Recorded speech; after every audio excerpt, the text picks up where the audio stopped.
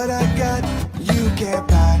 It resides between my eyes. Walked through the fire, came out better on the other side. See, life's like a beach if you find the sand. And right now, I'm feeling like 100 grand.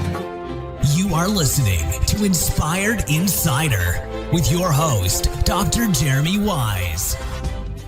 Dr. Jeremy Weiss here, founder of InspiredInsider.com, where I talk with inspirational entrepreneurs and leaders. Today is no different. I have Paul Tedesco of Track. You can find him at Track OMC. And Paul, before I formally introduce you, I always like to point out other episodes of the podcast people should check out. People can check out Jan Kessel, and Paul may say a few words about Jan Kessel. That was a great interview, The Power of Data in Business, and we're going to talk a little bit about that today as well. Also, Devin McDonald, and we'll talk a little about Devin, and also Michelle Prince. We were just talking about Paul has a book in him that will eventually come out. Maybe when you're listening to this, it's out. So I was talking about Michelle Prince and performance publishing, that she makes it easy for people to do that. And there's a really good episode of, some of her best tips and tricks. And, there's another one that Kevin Hurrigan was another good one. Paul, I know you've been in the agency space for, I won't age you, a couple decades, but Kevin also started his agency in 1995. So it's interesting to hear his journey of the internet, the agency space, and business in general, kind of the ups and downs. So that was a very interesting one. Kevin's at Spinutech. So check those out and many more. This episode is brought to you by Rise 25. At Rise 25, we help businesses give to and connect to their dream relationships and partnerships. How do we do that? We do that by helping you run your podcast. We're an easy button for a company to launch and run a podcast. We do the strategy, the accountability, and the full execution. So Paul, we're kind of like the magic elves that run in the background and make it look easy for the host and the company so they can run their company and develop amazing relationships and create amazing content. At the same time, for me, the number one thing in my life is relationships. I'm always looking at ways to give to my best relationships. And I found no better way over the past decade to profile the people and companies I most admire and share with the world what they're working on. So if you've thought about podcasting, you should. If you have questions, you can go to rise25.com or email us at support@rise25.com. And I'm excited to introduce Paul Tedesco. He's president of Track and currently heads up the North American operations of Track DDB, a leading data technology analytics agency. They focus on data-driven marketing for clients such as you've heard of McDonald's, Kraft, Mercedes-Benz, Samsung, and many more. Paul has spent over 30 years in marketing and this is what he focuses on, using data technology and analytics to deliver the right message to the right customer at the right time. In addition, Paul teaches customer value creation and marketing analytics at MBA program, Degroote School of Business, and he's part of the MBA faculty. So Paul, thanks for joining me. Thanks, Jeremy. It's great to be here. Appreciate you inviting me. So Jan and Devin, just speak for a second. Well, I feel in great company being with on your podcast when those two have both been on your podcast. So I'll tell you that Jan Kessel is probably, from a Canadian standpoint, she's our pioneering voice when it comes to using data. I would say there's probably not a client we have that we don't work closely with Environics. In fact, so closely that they're 2 floors away from us in our building. And she mentioned Tony Lee when she was on your podcast, the late Tony Lee. And I would say that for me personally, first of all, he's probably the smartest man I've ever met. And personally, a real inspiration to me on how you can use data in marketing and make it understandable and relatable for your average person. Because I think that's still one of the challenges we have, right? We're like lawyers where we've created all these incredible sets of terminology, and we're going to normalize and bifurcate the data so that people, so we've created this nomenclature. Tony was always just amazing at getting right to the point, making it clear and making it easy. A true inspiration to me, and we miss him. And then you mentioned Devin McDonald, who has become a great friend, actually worked for me, I think, probably 20 years ago. And by the way, at the beginning, you said, and if I'm talking too fast, immediately just put up your hand and tell me to go slow. I have this incredible desire to get as much in a minute as I possibly can. Talk as fast as you want. I usually listen to things in 3 times speed. So maybe yours I listen to on 2. So you're good. You mentioned at the very beginning you weren't going to date me, and then you talked about my over 30 years in this business. So you have dated me. About 20 years ago, Devin, who comes from a consulting background, worked with me at a company called Kenna. And he was one of my kind of group account directors managing some business. And I have to tell you that not only is he just one of the most amazing people I've ever met and has become a great friend, but he's also just, I think I was mentioning, if there's one person and you said to me, one person, Paul, who worked for you and you helped get a start that you would feel totally comfortably working for now, it would be Devin McDonald, one of the most amazing men, smart, ethical. He's got everything that it takes. So both of those sections of your podcast were incredible. And I feel in great company, just the fact that I'm here with them. No, thanks for sharing that. And they did share some amazing stories and lessons there. Paul, talk about track and what you do. And if someone's listening, there is a video part, and I'll pull up the website. So track, and it's OMC, actually not DDB, but that's okay. We've messed that up before. Track was birthed by actually Stan Rapp and Tom Collins. It used to be part of Rapp. So it was a direct marketing company 13 years ago when I started. We were a direct mail agency, and we have followed. And by the way, direct mail's making, and if you want to talk about it later, we can. Direct mail's making an incredible comeback. I love direct mail. Yeah, I actually, spent almost a year having some of the top direct response marketers, copywriters on the planet on. So I geek out on direct mail. I mean, sorry, I'm digressing 1 second from track. I'm going to talk about direct mail. But if you think about, as marketers, the way we ruin every single opportunity we get to have great relationships and mediums to talk to our customers on. And direct mail is a prime example where we absolutely, spammed people's mailboxes to the point that it was just impossible to get a message through. And of course, that era's over. And now with incredible targeting and being able to do that, we can be specific. Now imagine that we have an entire generation of people who don't even know what mail is. And now all of a sudden we have an opportunity to give them a tangible, tactical experience by providing them with something that they can get through the mail. So I'm really excited about the future of direct mail. We're never going to have, 1 year I worked on MBNA at one point in time. And in Canada, with a population at the time of about 35 million people, I think we sent about 12 million households. I think we sent out 40 million direct mail pieces in Canada 1 year for MBNA, unaddressed, drops. And, now you can achieve the same results by sending out 20,000 direct mails because they can be extremely targeted and highly done. Sorry, I digressed. No, I actually have a question on that, Paul, from the direct mail. Are there any people that you respect, that you consider kind of pioneers in direct mail, or a favorite direct mail campaign at the time that we could learn from? Yeah, so my favorite direct mail of all time was done by Subaru. It was actually done by DDB, but it was done by Subaru, and I wish I had it. If I was in my office, I could have showed it to you. But what happened was, it was one of those old airmail envelopes. I don't know if you remember, the blue, and used to write inside them and then send them via email, airmail.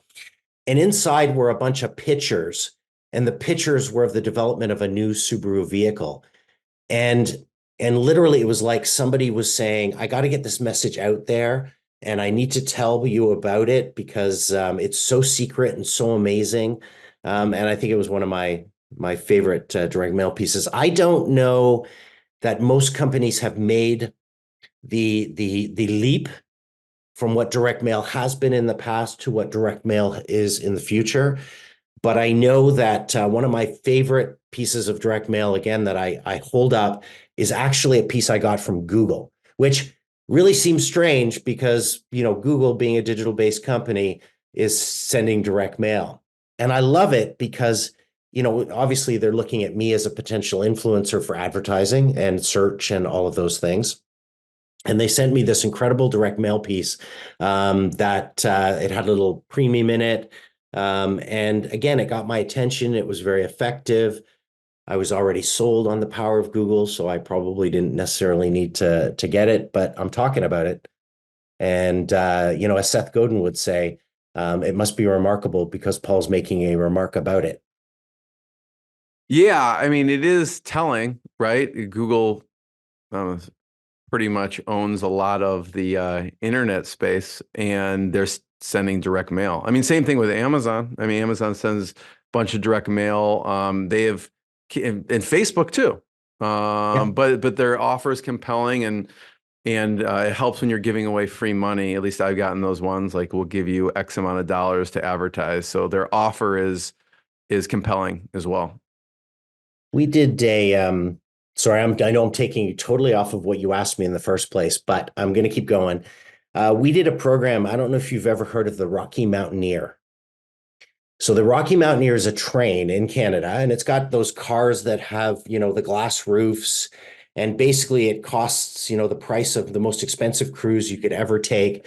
And they take you through the Rockies, basically from Jasper to Vancouver. And it's about 4 days. And they came to us at one point in time, this is probably 7 or 8 years ago now, and said, we want to do a direct mail campaign, or sorry, we want to, they didn't ask for a direct mail campaign. They came to us and said, we need to effectively target Los Angeles. And their budget was 6 figures. So it was well under $1 million. And it was kind of like, okay, potentially one of the largest markets in the world, and you want to target it with what is the budget that potentially Spokane is your target. And they kind of said, what should we do? So great tie-in, because we use the same data set that Environics uses. It's called Prism. And we used that data set. We took existing customers of the Rocky Mountaineer, people who'd gone on the Rocky Mountaineer, and we basically found neighborhoods. So by zip code, we created targeting by neighborhood. And what we did is we took 80,000 households in Los Angeles. We sent 20,000, took 20,000 as a holdout group, took 20,000 TV only. So we did one of the very first campaigns where we did TV by zip code. We did direct mail in 20,000, and we did TV and direct mail in 20,000. And TV and direct mail together resulted in almost 60% of the volume of people booking actual trips. And by the way, 100% of the trips booked from Los Angeles came from those 60,000 that received contact. And the combination of TV and direct mail, it's tactical and it stays in your hands. And someone goes, I'd like to take this cruise, but maybe I'm not ready yet. Maybe I want to take it in 2 years. They put it in a file, they post it on the board, they put it in a cupboard, and they can come back to it. And that's the power of direct mail that you can't achieve on any digital ad or email. I love that.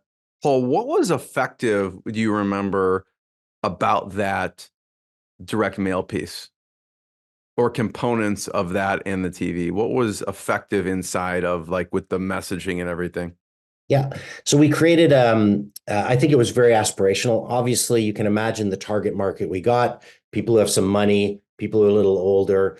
And again, we didn't do that purposely. We let the data drive us there, because what we did is we looked at neighborhoods that had traveled on the Rocky Mountaineer in Los Angeles, and we used the data to actually model out lookalike neighborhoods.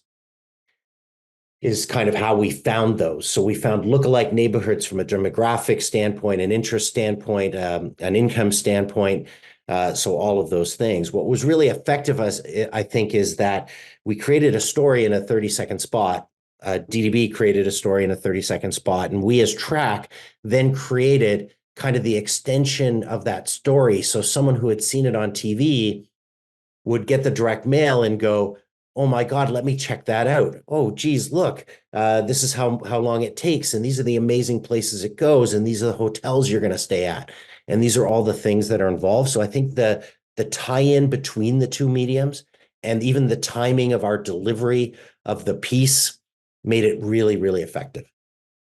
Yeah, Paul, it's interesting. So I had a mentor, colleague, friend, Brian Kurtz on, and he, I think, is sent out like over 2 billion pieces of direct mail in his lifetime. And I remember him saying one time, Facebook did not invent lookalike audiences. Just like you said, you did lookalike audiences based on, what you were seeing in different zip codes, right? So everything you're saying, what I love about it is kind of the groundwork and fundamentals for direct response marketing anywhere, whether you're on Google, Facebook, or anywhere online too. Yeah, I mean, the principles haven't changed. What's changed is the technology and capabilities, right? I mean, I used to manage the Dove Canada database, and it was 80,000 names. And now I'm really going to date myself because it was in a Lotus 123 spreadsheet.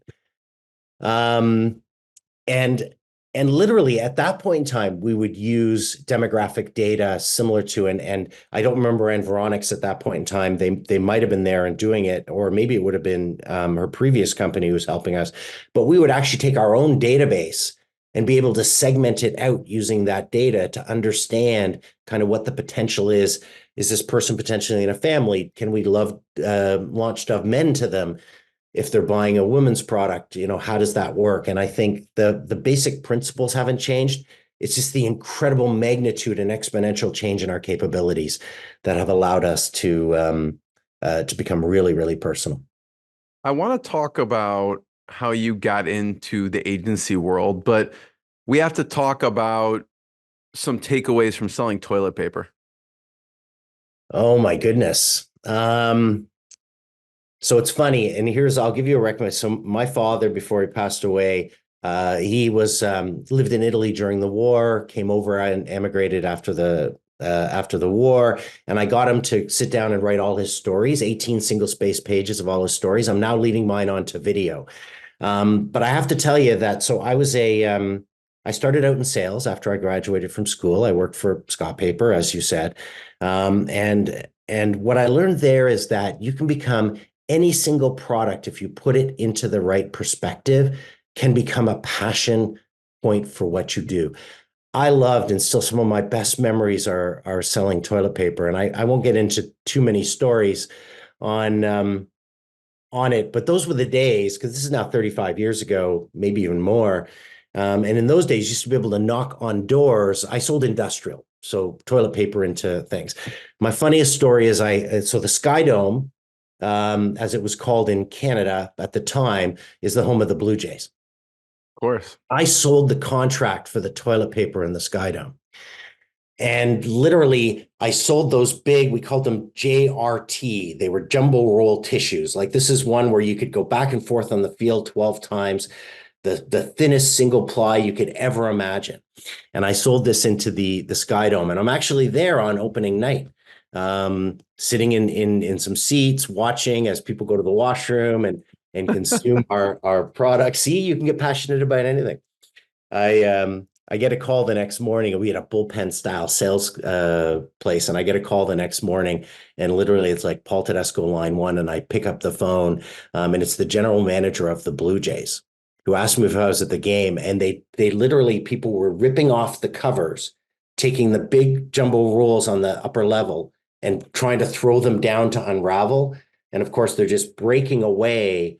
We're really lucky nobody got hurt. But anyways, that's one of my toilet paper stories. That's actually, if you had planned that would have been smart, because then they would have to buy more and more toilet paper. Like, hey, you're whispering in the fan's ear, go take this off and start using it as streamers through the stadium. So I literally, the phone call said, you have 24 hours to fix this. And we got a welding shop to make these metal brackets that went over top. And I literally was there as they were being delivered, me and 7 other people. And we went to every single toilet paper dispenser in the Sky Dome. And we literally manually riveted these things on and bolted these things on so it couldn't be done. I'm always curious, Paul, about selling. That's a pretty funny story, and that's a big account. On people selling what seems to be a commodity-like item, how do you compete and how do you sell a stadium when, like, okay, this toilet paper versus this toilet paper? Yeah, I mean, it's tough because it is in many ways a commodity product. I think there's an element of, because at the time, and again, this is a long time ago, that those big toilet paper dispensers were an innovation and trademarked, right? So there was an ability to say, we can save you a lot of money, and your people having to go and actually put new rolls of toilet paper onto the normal dispenser. So we had an innovation, we had a point of difference that added value to the relationship that or the to the Sky Dome, as far as being able to manage that aspect of their operations. No, I appreciate that, because even in the agency world, some people can perceive someone creating websites, right? There's a lot of people that do certain things, but I like you pointed out, what innovation do you have, and also what's a point of difference from other companies? Well, it's there is not much greater a commodity than a marketing agency. In so many of our a CMO, for instance, kind of looks around and says, in the old days, Bill Bernbach could point to or Leo Burnett could point to his incredible advertising. He was so much smarter. I think today that has really become much more commoditized. For me, the key, I just talk about retention. The number one word at Track is retention from an internal standpoint. And it starts with retention of our employees, because there's nothing that sours a relationship with a client faster than turnover of the staff on their account. If you can retain and keep great employees, then they will help you retain and keep great clients, because it's hard to show a benefit to change. And so many RFPs and things that we get today are all focused on price, right? How do we create a system or a program where we can get the best price out of you? We're fortunate because we have, I think it's the best client list I've ever seen at an agency, period, bar none. I am biased, however, I will admit, Jeremy.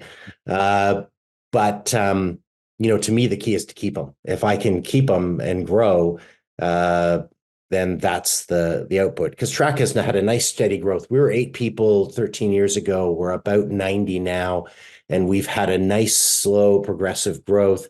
And even our core clients like McDonald's and Samsung, who have been with us from almost the beginning. I have like a 13-year relationship with McDonald's. They have continued to slowly grow as they trust us more and they allow us to help them more. And retention is the key in my mind. Talk about that for a second. Staff retention. What are some of the things you and the teams you've worked with that's helped from a staff retention standpoint? Yeah, I think, there's two. So I think our secret, and I would say we're not the highest paying agency in the business. We're competitive. I wouldn't say to you that people come to us just because they want to work at Track and they'll take half the money. That's not true. Our turnover, though, we've been very fortunate that our turnover over the last 5 or 6 years is in the single digits, low single digits. We very seldom lose anybody, 1 or 2 people a year out of 90, which is a pretty good number. I think we do 2 things that separate us from the crowd. And I will tell you, I'm an evangelist of a book called The Service Profit Chain and a method called the Service Profit Chain.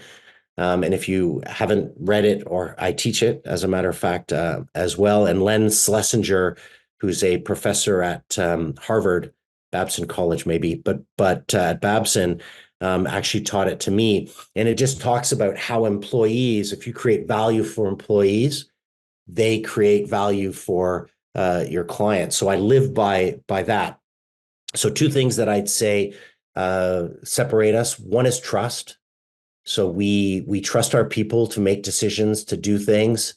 And we stand behind them no matter what they do. My team will tell you that no matter what mistake or whatever happens, as long as we learn from it, that I'll be standing behind them, taking the blame. I had a comment once from one of my account directors that Paul gives us enough rope to hang ourselves, but he's always there with the chair to make sure we don't do that. And then another one is respect. I have to tell you that the only instantaneous terminations that I have done in the last 15 years of my career have been when someone yells and screams and is disrespectful. We don't tolerate it at all. So the idea of prima donna, people who think they know more than others and yell because something happened, doesn't happen at track ever, because we wouldn't tolerate it. So you put trust and respect together, and you've got an awful nice place to work. It helps, Jeremy, that we have the best client list in the entire industry. Who wants to leave an agency that's working with Samsung, McDonald's, JetBlue, and Mercedes? Nobody does, because they're the best brands in the world you could possibly work on. Yeah, you're doing cool work too. From a trust perspective, what are some of the things you do? I don't know if there's certain meeting cadence or things you do to build the trust of the team and to foster that. Yeah, I think, it's really been interesting since COVID, obviously. We have a hybrid work scenario. We share the space with one of our sister companies called Critical Mass. And I don't know if you've ever heard of them, but we share our space with Critical Mass. We're 2 days a week. I think, we do a number of different things, but so part of the secret to our success is that my leadership team, the people that are leading track, because I can't say it's me, it's a team of 8 people. They have been with me on average 8 years. So that inspires incredible, loyalty inspires loyalty, trust inspires trust. So we demonstrate and live our mantras. So I would say I respect everyone. My team respects everyone. Therefore, everyone respects each other. We exhibit the right behaviors and the right things. And we do from time to time take action that demonstrates the fact that we actually do believe and live our core. Trust is as an organization, we give trust probably before we earn it, which is, I think, a big deal, right? Because I think people come in, they're brand new, they don't necessarily trust us. Yeah, Paul, it's really nice that you said, if I make a mistake, just step up, be honest, we'll all jump behind you and make it happen. So what we do is we give the trust from the beginning, and then we live our values. Yeah, I love that. I think the same way. I was talking to someone about with referrals, and like the best way to get referrals is to actually give referrals and don't necessarily expect to get referrals. So yeah. It's the same way with trust in a lot of things. I have, and this one always blows people's minds. Sometimes my, even the people that I work for, I've been in situations where someone's been in my office and said, I don't know if this is the right job for me. And I have said to them, listen, if it's not the right job for you, let me help you find the right job. I'm not going to fire you. I'm not going to make you quit. I'm not going to put those. Let me help you find the right thing for you, and have moved people out of our company to other jobs at other companies, sometimes our competitors, because it was the right fit or a better fit for them. That's a pretty bold thing to do, to have to have an environment where an employee can come to you and say, I don't know if I want to be here anymore. And you help them instead of discouraging them. So how did you then get into the agency space? I know you from selling toilet paper and on. So I sold toilet paper first, and then I ended up running restaurants. So I went to a company called Restauronics. I ran 19 cafeterias, right? They're people who'd run cafeterias in companies and schools and that type of place. And I got headhunted by, and I will do a call out, a company called Sabre. So this is now 32 years ago, a gentleman named Grant Rowe. Sabre doesn't exist anymore, by the way. So if you're looking for it to put up, I don't think you can. And Grant Rowe pulled me out of running restaurants. So I called up Scott Paper. I called on the food distributors. So I had this experience, and he pulled me out because what he said was, we need someone who is so credible in the actual restaurant space, because they were a specialty boutique agency working on behalf of Kraft and Campbell's and Kellogg's, selling into restaurants. We need someone so credible that you can sit in front of the head chef at the Four Seasons and have a discussion on food cost. And he hired me away from that and into the agency world, and I have not looked back. So Grant and I didn't always agree on everything, but I credit him with what has been a 32-year career where I can count the number of days I didn't want to go to work on one hand. This is the most exciting, amazing place to be, especially in the data CRM space, which is the best place to be. What are some of the things you talk about? I know you teach an MBA course, and one of the things you talk about is customer value creation. Mm-hmm. It's so I mean, the first thing we have to understand and know about customer value is it's an exchange. So I think where we get it wrong so often is that companies go on a bent to say, how can I create value, create value, create value? And I think the problem is that we don't often think enough about the extraction of value. And if you think about, did I say I wasn't going to say that word? I think I did say I wasn't going to say that word. Value is a two-way street. And the goal then should be, how do we take that value that we deliver and build and get value back? So we call it value delivered and value received. The second thing is that value is really easy to define and measure when you're the brand or the company, and it's impossible to define and measure when you're the consumer. I think about the fact, so I have a MacBook computer. That's only because Samsung computers haven't been sold in Canada until the last 2 years. But I have a MacBook computer, and I love it. And part of the reason I love it is because I love the Genius Bar. I love being able to go to the Genius Bar and get my stuff fixed. Right? There are other people who thrive on the ecosystem. I don't. I'm a Spotify guy, not an Apple Music guy. I don't need the ecosystem. Then there are other people that potentially are just in the ease of use, right? It's a Mac. It's just easier to use. It's not as hard. I don't have to worry about the prompt, the DOS prompt. I'm kidding. By the way, I know there's no such thing as a DOS prompt anymore, but I don't have to worry about that. So what we know is that if you're selling to these three people, they have a whole different idea of what's value. I have to tell you that ecosystem means nothing to me. So zero value in the Paul camp on ecosystem. So if you start to think about then that perception is value is a perceptive, it has a perceptive value, and everyone's is different, it's impossible to measure. So what does that mean? If we can't measure it and we can't necessarily see it as easy, we have to figure out a way to deliver it on a one-to-one value. And finally, the world is ready for that, right? Like the data environment has become, and the tech environment has become so rich in its capabilities that we can now actually look at individuals and say, how do we deliver the right value for Jeremy exclusively? And what does that mean? We don't waste any. Right? So we don't give value to Jeremy that he doesn't care about, but we give Paul the value that he wants when it's necessary. And that goes into the analytics piece and the personalization piece.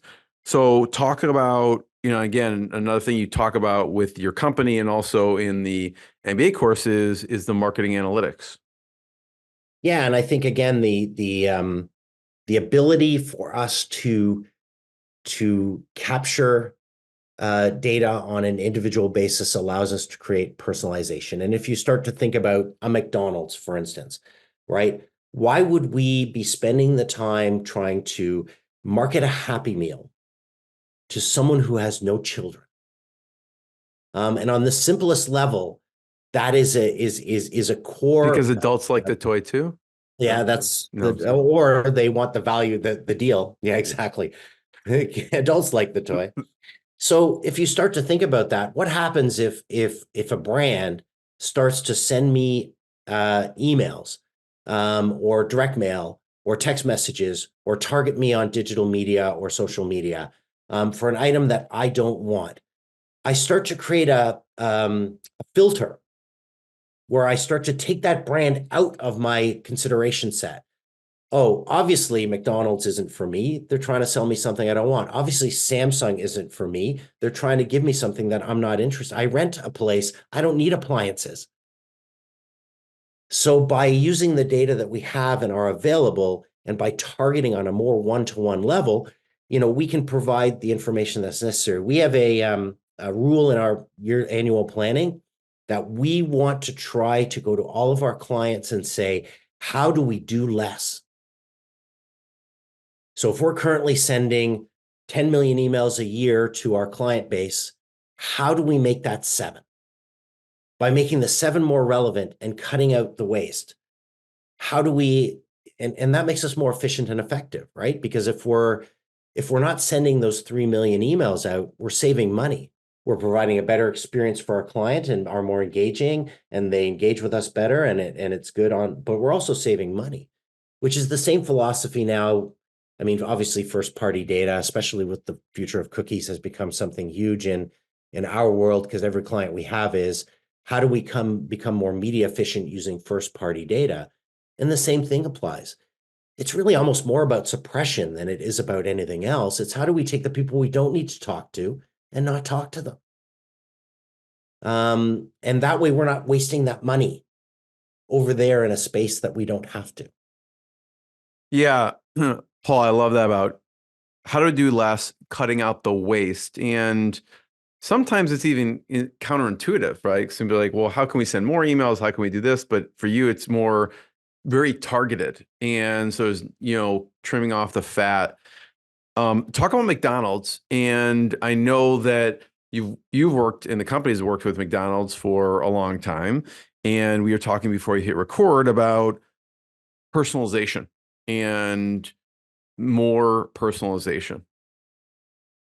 Yeah, I mean, the real turning point for McDonald's was the introduction of the rewards program, where now, of course, what we're doing is we're able to understand a person's specific habits and a person's specific purchase patterns and the basket, et cetera, that they want to. So again, to make it really simple, when we have that kind of knowledge, and McDonald's is retail as a whole. So whether it's a supermarket or whether it's a grocery store or an airline, someone who collects first party data, this isn't as easy for CPG companies because they don't do the transactions.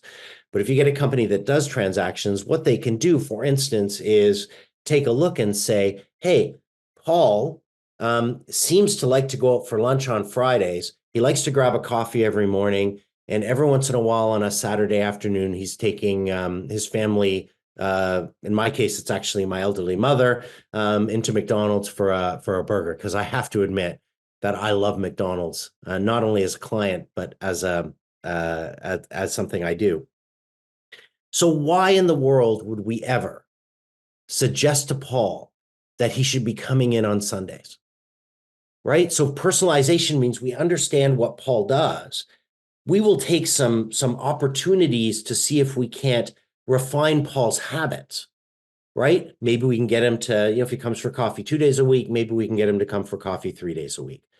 But what it allows us to do is not intrude on Paul and the times he wants. The other thing that the loyalty program does, which is the biggest issue we have, I believe in personalized marketing today, is our ability to actually customize offers and the negative aspect of customizing offers.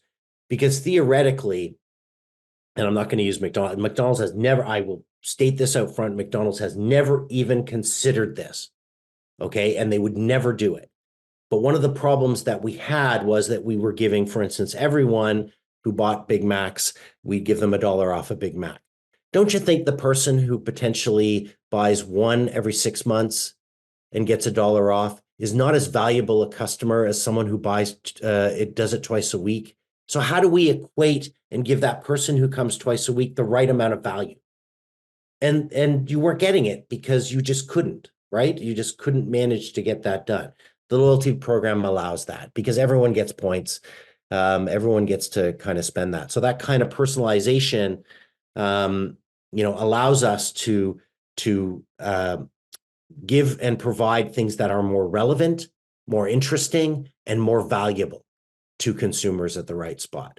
I have seen it used nefariously. And again, McDonald's would never do that. And that is, we know Paul's going to come in for a Big Mac once a week or hamburger once a week.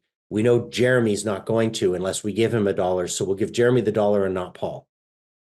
And that's nefarious. And McDonald's would never do that. Please don't cut that out of my my interview. No, it is. It's interesting because it's more valuable, right? People feel special, and you're giving them a more valuable thing to, because you have that data, right? Yeah. And instead of trying to attract someone who doesn't use it, they're rewarding people who do for certain activities, which makes sense. So thanks for sharing that, because I think this applies to anything. I mean, anything in business, that concept of, even if someone's trying to attract a new client as opposed to rewarding a existing loyal client and giving those people more valuable, exclusive, whatever it is, offers or some other things that you can help them with. Well, how often, and this is, I know, is one of the most frustrating things in my world anyways, is, how often do you see an incredible offer come up for potentially your cell phone service or your cable service or your internet service at home, and you see something come up that says 6 months free, and you New sit there and you customers go, only. Yeah. New customers only. I've been a loyal customer for 30 years of your company, and I get nothing.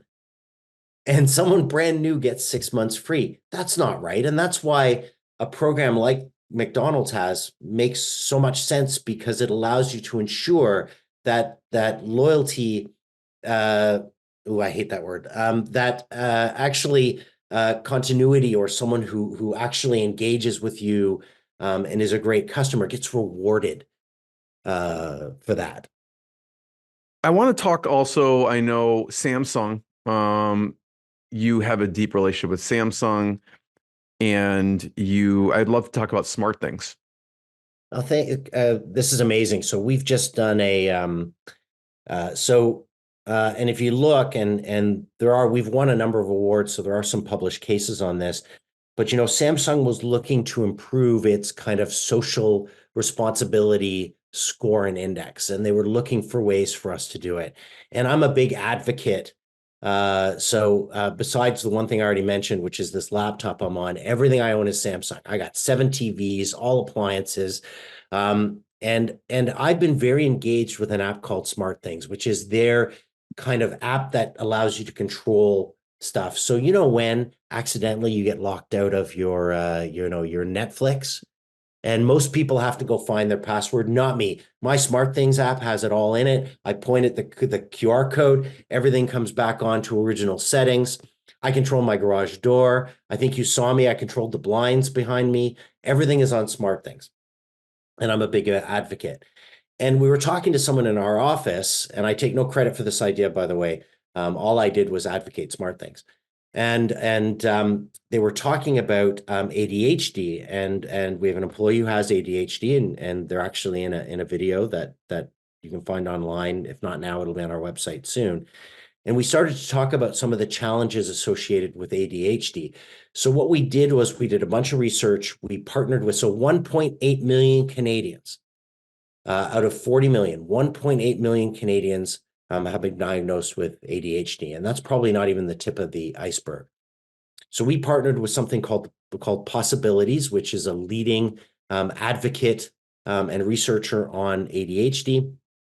And we partnered with them, and we started to look and understand how we could enable and facilitate a better experience for people utilizing the SmartThings app. So we created SmartThings, Samsung SmartThings, and ADHD.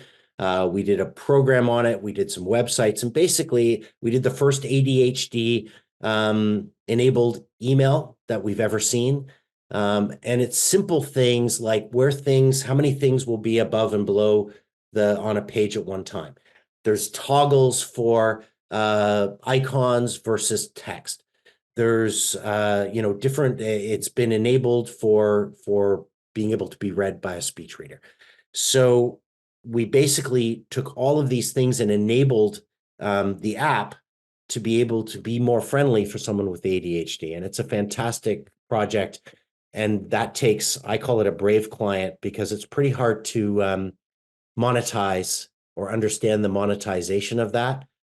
but it's got to be the thing that we are the most proud of as a team. Our clients at Samsung and us, we are so proud of it, that we did it.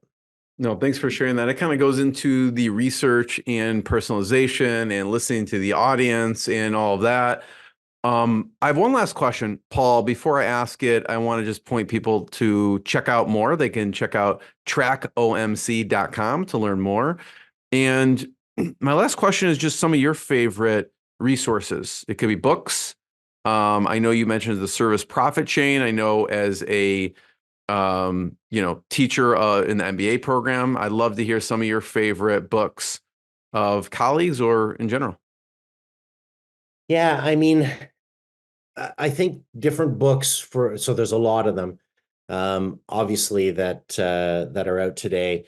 I'll tell you that when my kids first went off to, I have 4 kids, and when they 4 grown-ass kids, who the youngest is 19. One of the things that I've done to all of them is given them a copy of The 7 Habits of Highly Effective People, which I happen to think is probably been the most influential single book in my life. I don't even know how old that is, Jeremy, but that book is not new. It's old, maybe 30 years old, maybe more. I've listened to it. Yeah. It's one of the, I think it's one of the most incredible books ever, because it actually teaches you some usable, I mean, some of these individual things like time boxing and stuff are fantastic, but the 7 habits just gives you a real understanding of how to focus and how to do it. So if you think about me as a guy who is on the faculty at a university, runs a company, does it have it's the anniversary edition, but Covey. I don't know. To me, it gives you really usable skills that help you prioritize and focus. And I use it. I don't look at it anymore because it's ingrained, but I use it to plan my week. I use it to understand how to focus. I use it to understand how to prioritize. It has allowed me to come up with some great ways to say no. And be able to do that. So it's my favorite of all books. I love it. Paul, thanks again. Thanks for sharing your lessons and stories. Everyone check out trackomc.com and more episodes of the podcast, and we'll see everyone next time. Paul, thanks so much. Thank you so much, Jeremy. It's been a real pleasure and appreciate your time. What I got, you can't buy. It resides between my eyes. Walked through the fire, came out better on the other side. See, life's like a beach if you find the sand. And right now, I feel like 100 grand.